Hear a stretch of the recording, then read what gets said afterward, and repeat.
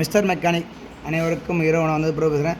இது பார்த்தீங்கன்னா பாக்ஸர் 150 இந்த வண்டி நம்மகிட்ட எடுபர் மாற்றுறோம், வேலை செய்கிறோம், ப்ளஸ் ஒயரிங் கிட்டு மாற்றுறோம் ஒர்க்கு. இது ஆக்சுவலாக பார்த்தீங்கன்னா நிறைய வண்டிகளில் இந்த பஜாஜ் குரூப்பில் இந்த த்ராட்டில் பொசிஷன் சென்சார் கப்ளர் கரண்டியே வருது, இது இல்லாமலே வருது. இது ஏன் இந்த மாதிரி கொடுக்காம விட்டுறாங்கன்னு தெரில. எலக்ட்ரானிக் சோக்கன்னு இதுவும் பிரித்து விட்றாங்கன்னு தெரில. இதோடைய வேலை என்னென்னு கேட்டிங்கன்னா சின்ன எளிமையாக செக் பண்ண. இது ஒரு கிரவுண்டு வரணும். இது வந்து ஒரு 12 வோல்ட் மெயின் ஒன்று வரணும் சரிங்களா. ஒரு கிரவுண்டு கொடுத்துட்டோம், ஒரு மெயின் கொடுத்துட்டோம், 12 வோல்ட் சரிங்களா. நம்ம த்ராட்டில் கொடுக்கும்போது இதில் ஒரு சென்சார், சிலையில் சென்சார் இருக்கும், இது ஒரு மேக்னெட் இருக்கும். அது மூலிமா இது வேலை செஞ்சு நம்ம த்ராட்டில் கொடுக்கும்போது இது மூலிமா அதுலேருந்து ஒரு வோல்டேஜ் இம்ப்ரூவ்மெண்ட் ஆகும். த்ராட்டில் கொடுக்க அந்த வோல்டேஜ் வந்து பார்த்திங்கன்னா நேராக டிசிஐ யூனிட்டுக்கு போகும்.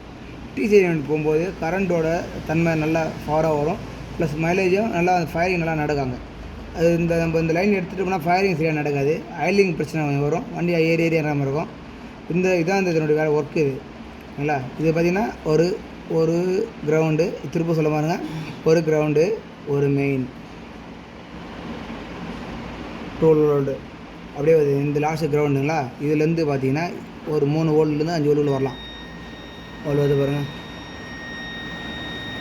அது வந்து இப்போ த்ராட்டில் கொடுக்கும்போது இன்னும் அது வந்து சில டைம் இம்ப்ரூவ்மெண்ட் ஆகும். இதாங்க இந்த லைனை தயவுசெய்து எடுக்காதீங்க. சின்ன விஷயந்தான், ஆனால் வந்து கஸ்டமர் இருந்தவங்க மைலேஜ் வரலன்னாங்க. இந்த லைன் எடுத்துன்னா கண்டிப்பாக கம்பல்சரி மைலேஜ் வராதுங்க. நன்றி பிரபு வந்தவாசி.